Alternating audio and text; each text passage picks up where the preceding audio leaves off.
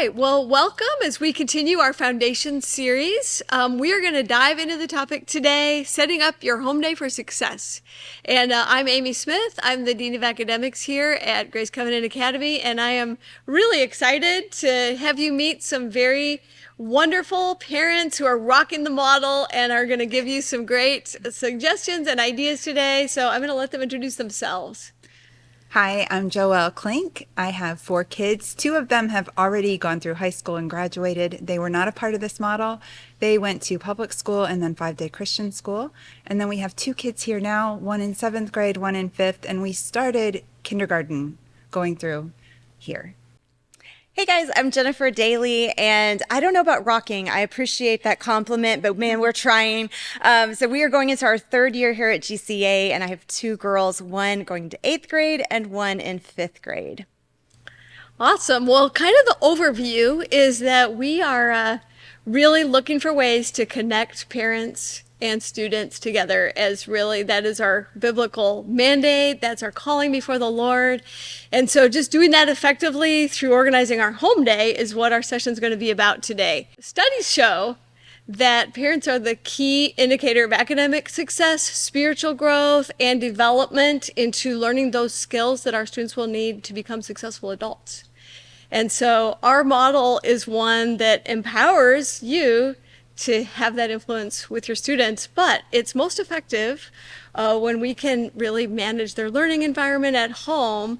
And, you know, as God has wired our students and created them in His image, they do have a love for creation, and they have a love for exploration, and they have a love for learning as they are born, but they're also born as sinners. And so we also have this calling as parents. God has placed us over them to structure their environment and structure their learning style and the things that will go about on their home day in ways that they can be successful. So we're going to jump in and just start with our first question.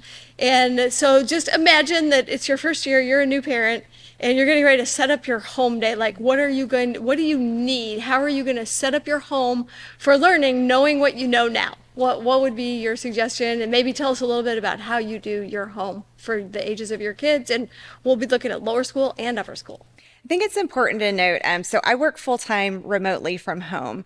So my day and how I set it up is going to look very different from Joelle. So one of the things that I had to do and had to learn very quickly is I have a desk, an L-shaped desk that I set up next to my daughter, who, when she started, was in 3rd grade.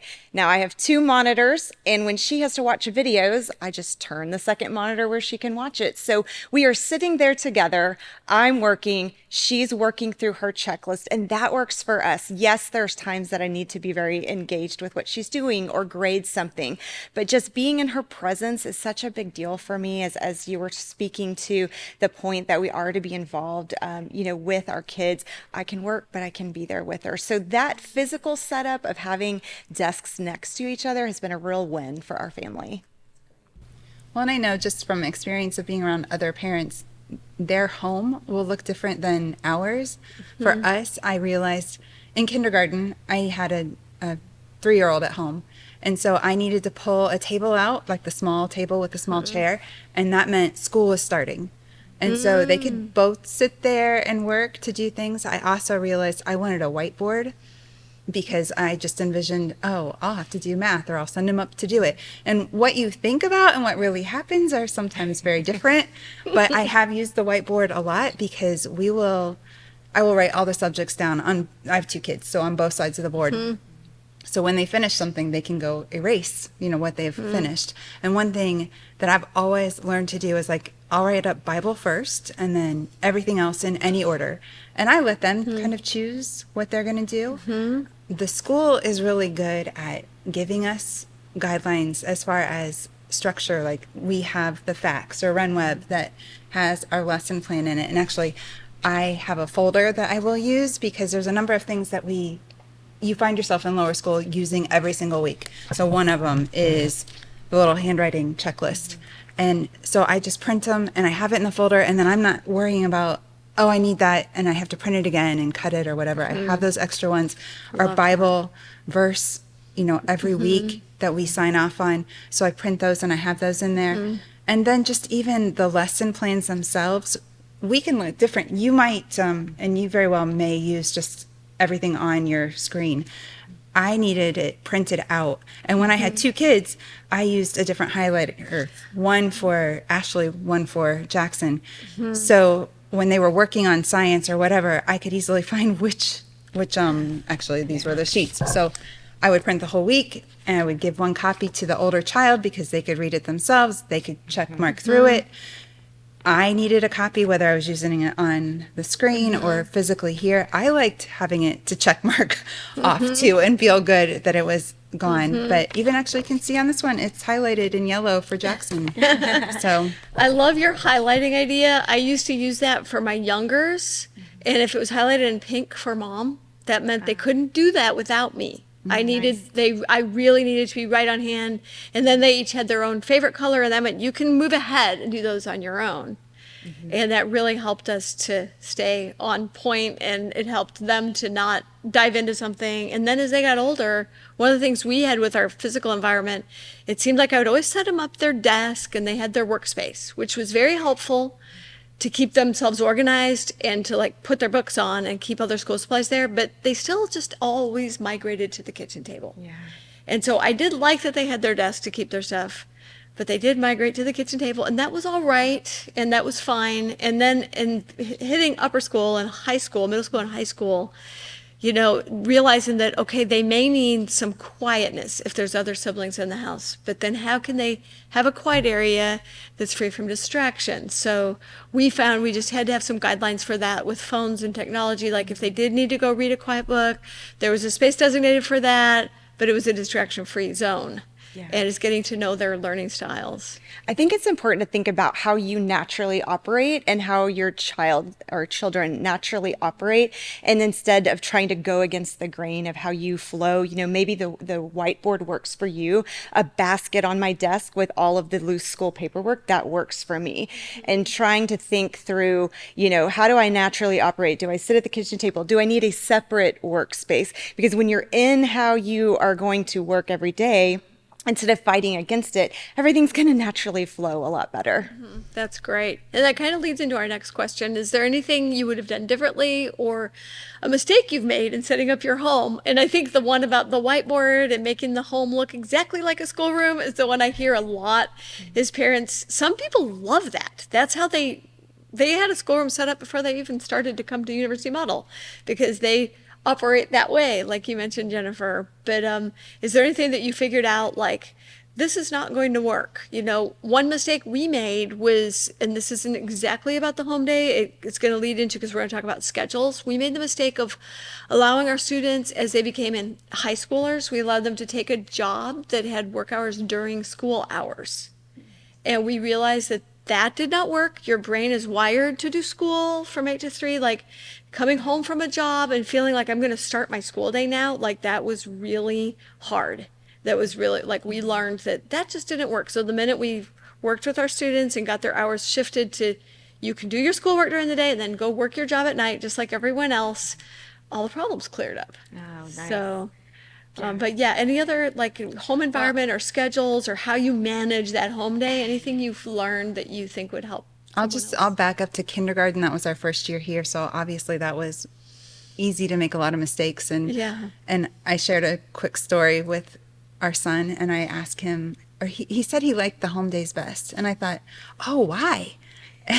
Thinking, because I'm such a great teacher, which I'm really not. And he said, because I can play. And I said, oh. And then I realized, like, that is good. I mean, it is healthy. They can use their brain and do academic things, and also they can take their break and go play. But I also had that 3-year-old, and I needed to set up the play area in a separate spot.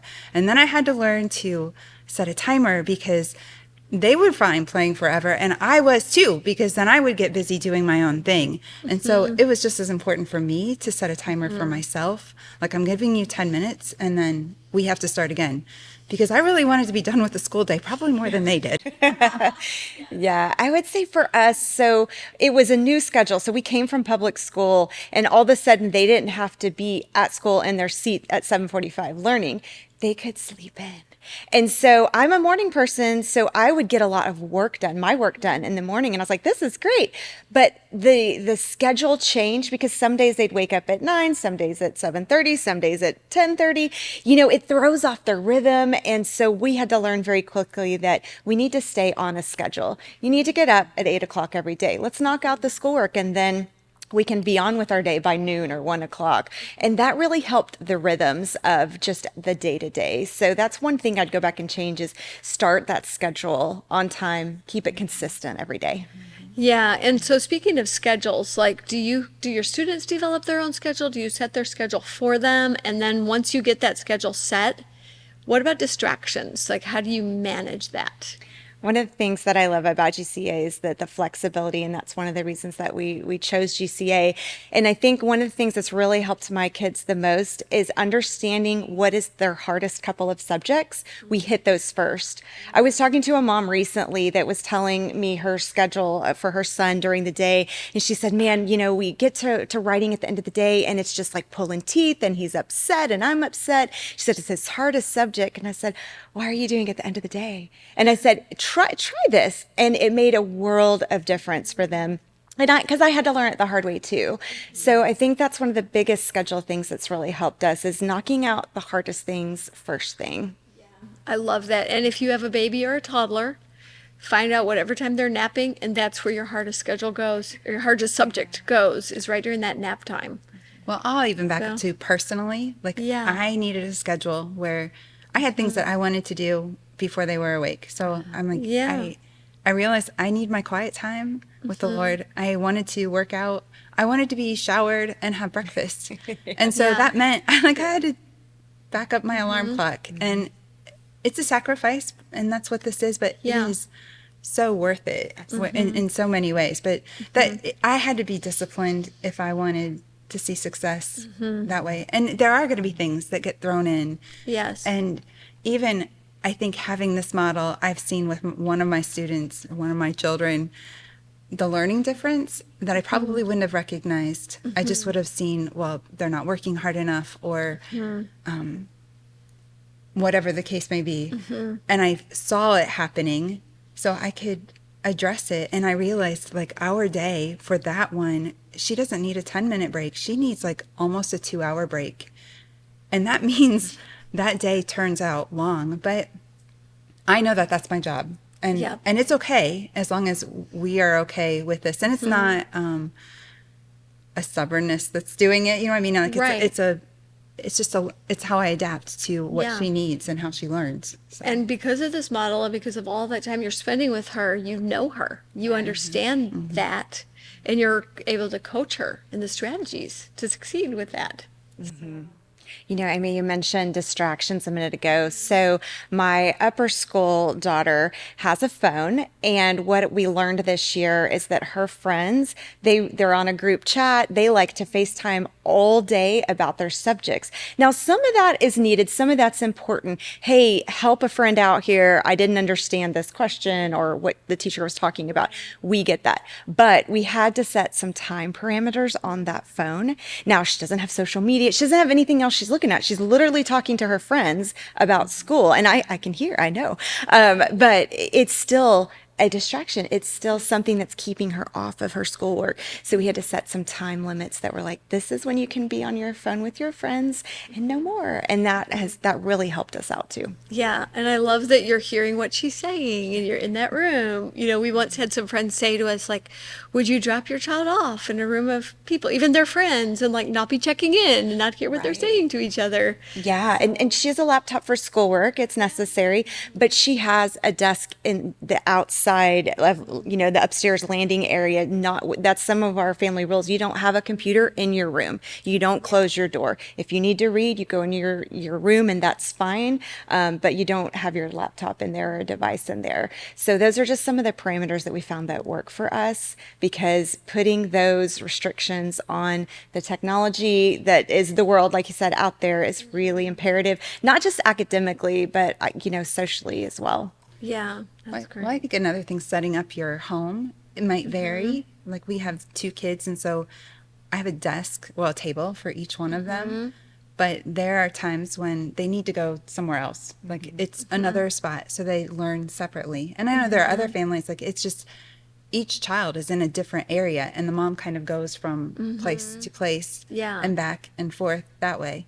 So sometimes having them both there, there's a little competition on who can get their work done first. Yes. Yes. Yeah. There's some incentive, like hurry Yeah. up and get it done. And that was, something else Yeah. that's nice about this model is you kind of run your own schedule, and it does what I've seen create opportunities for one of my kids that I probably would not see if he was at a 5-day school is like his entrepreneurship. And some of it that's a reward for him to be able to, like, can I go set up the lemonade table? And it's something he came up with and he does, and that helps him get through his day faster. And that's one of those, like, okay, if that's what it's going to take. That or being able to get together with some of the friends from GCA. And then that Yes. kind of motivates everybody, because Yeah. we're going to get our work done, not dilly-dally, because you can make the day last all day, or you can get it done. Yes. And so they get to go out and meet with their friends. I or love that. Yeah, that's great. And so, like, thinking of all those distractions, some of these distractions are good ones. One of the things that I remember Brian talking about with your kids, like you saw him out tinkering and learning how to do things Yes. engineering wise, and then you could see that that's the direction that he was Oh, yeah, wired. that's good. And because we are with our kids and observing that, and you have some of that extra flexibility, Yes. I think one of our kids that went through the 5-day school, like athletically is where we pushed him. But I think if we were in a different model, his talents probably would have been seen and observed and gone a different direction. Yeah. And so I feel like I'm really getting to know my kids Yeah. this way to see how God has gifted them. Yeah, Where that's their great. spirit is leading them and how they are growing in that capacity. Yes. So we can see our distractions as something that's like diverting our checklist. And I think that would be a mistake that we made at first. That, like, it's just all about the checklist instead of, hey, my child wants to go and have a lemonade stand and he wants to become an entrepreneur, and, like, let's allow some of these distractions to happen. And they can be a good thing that can actually, like, that's where real learning is happening. When our kids, like, really embrace something and they want to, like, oh, let's look up this thing. Let's find more videos on this spider. Oh, let's go outside and look for some spiders. And to have the time to do that is one of the gifts of the model. So there's good distractions. And then there's distractions that technology and the Amazon guy and all of that, we need to put those aside. The Amazon So- guy, he's in my house all the time. But I can say, so that distraction I get. But I will say at the beginning, when the very first year we started, there were a lot of tears. And because we were all trying to figure out, this was something totally new. We came from public school. Suddenly they're home when I'm trying to work. Suddenly I'm trying to be a teacher. Like all of these things. And so we had to learn about the different distractions. But as you're speaking about, there can be some positive distractions. It was a great time for me to really like look at their heart, because they wanted to learn. We all wanted to do this, but if they're having a meltdown, it's probably not about the science or the spelling word that they're learning, but it's a good opportunity for me to pause in that moment. We can pray about it. We can talk about how, God has led us here. And even though something's challenging, it doesn't mean that God doesn't want you to do it. It means you have to walk through it and learn and grow through it. And so even now, 3 years later, we're still going to have those moments where I might have an upper school meltdown, and it might be because of a friend situation, or, the hair is not looking right that day, or whatever it is. It's okay to stop in the middle of science and talk about the hair or whatever we need to. And so I love that about our model, and just being sensitive to their spirit, and how we can grow together in that moment. Yeah, I love that. And kind of the next thing we're going to dive into is kind of looking at routines and how do you set your schedule and what works well for you. And one of the routines that I set early on was I'm going to get up before my kids and I'm going to do my devotions. I'm going to be in the Word. I'm going to pray. And what invariably happened was I would set up that time and then someone was awake at that time, or something came up, and before I knew it, like the school day was starting and I hadn't even had my time yet. And I think I stumbled on this routine, and I am so grateful that I did, because it's a routine that all of my kids have graduated, and some of them we still do it. And that is, I would just have a time as a group. I would just open up my Bible. We're reading through a certain section of scripture, and I encourage them as well to have their own time with the Lord. But without fail, we would do a time together, even if it was 5 minutes or 10 minutes. And I still have some of my college kids that will want to Zoom in with me and say, hey, like, let's do our morning time. It just became kind of our morning meeting, and we're going to start by focusing on the Lord. And there were years and there were times that I felt like, oh my goodness, I don't have time for this. Like, this isn't really on my list. And yet that should be on the top of our list, and it's not going to show up on your checklist from the school. But that routine was one that we got going, and we didn't do it without fail. There were days we missed. There were weeks we missed. We're like, oh, we need to get back to this. But what are some routines just in terms of like thinking about your day? What works for you? My kids are old enough now, fifth and eighth grade, to be able for me to ask them to respect my boundaries and my time frames and things I want to get done. So if they are waking up early, they know, hey, I'll be with you at 8 a.m. I'm going to work out and shower, have quiet time before we start, before I'm your teacher. So I think that really has helped us, and in our schedule, just be like, I have office hours. Otherwise I'm working or I'm doing this, and they know that and respect that. And so in that, I'm teaching them how to self-care and to set up their boundaries, personal boundaries, to not let the phone or the friends distract with their work. And so that's been a good thing for us. That is so good. And with us having 8 at the same time, my kids had to learn how to start a list of questions they needed to ask me. Yes. And it's like a life skill. We don't have someone at our beck and call every moment of our life. I wish that I did. But, to think about, okay, what can I put off? What can I do right now while mom is working out or, eating her breakfast? We've also given them a list of things they can help around the house. And we've told them, we are team daily. This is our home. So there are things that you can do to make sure you're helping the team take care of our home. And so they know, and look around, if I can't get mom right now and I can't move forward on this, then I'm going to vacuum or dust or empty the dishwasher. So that's been an important thing. While they're home, they're going to be good stewards of our home as well. Yeah, that's really great. So yeah, Joelle, anything that is like a helpful Well, I tip? think just that when I had the whiteboard and I put the subjects up, and because I was just deliberate to put Bible up, when I was on that checklist and I got to get this stuff done, and Bible is a subject that they don't necessarily have to turn anything in until Friday. And if I would dive right into whatever, when one of them is like, but mom, we didn't start with Bible. I'm like, yeah. Yes. And it was helpful for me because, yes, you just go back and the school's giving us the passages. We just read it. We're taking in God's word. And maybe that particular lesson wasn't the life lesson, but it's that you always need to eat, right? And you might not necessarily remember what you ate yesterday, but you need to take that in. And that, I guess, warms my heart too, that's become one of the habits that they can call me out on it if I don't do it. Yes. That's so great. And I love the way you've team daily, made it fun, and you putting things on the whiteboard. And so that kind of leads our next question is like, what have you done to make your home day fun? Like, what is a perk of this model, or what just makes your household run smoothly or makes it fun? I know one thing we did that was very similar to you is I would always try to change up, especially when they were really little, I would change up the way I put their independent work up. So I had a season where I wrote every little thing on a sticky note, and they could pull it down and stick it somewhere else, like the completed parking lot. One year we had these little pockets, and they pulled a card out and they did things randomly in a random order, which isn't best if you have a hard subject you need to do first. But we tried to kind of change up how we were doing it to make every day exciting and fun. But like, what ideas do you have? Do you give rewards? Do you team daily? I love that thought. Yeah. Yeah. So this is silly, but it makes us laugh. And so it just is kind of one of those funny things. We put our printer upstairs, and it's at Zoe's desk area, and Lexi and I are just sitting kind of below that area. So we print stuff, and then she sends it down differently, like every time. Sometimes it comes down with the paper clip. Sometimes it comes with a warning and not a warning. Sometimes it comes with like 10 pages. It just makes us laugh. And it's one of those things, if I need steps, then I'll go upstairs and I'll get it. But I mean, it's just something little and silly that makes us laugh. And it's just the way we've kind of organized our home. So I think anything that brings laughter, that you can do will help your day for sure. I love that. That's great. Yeah.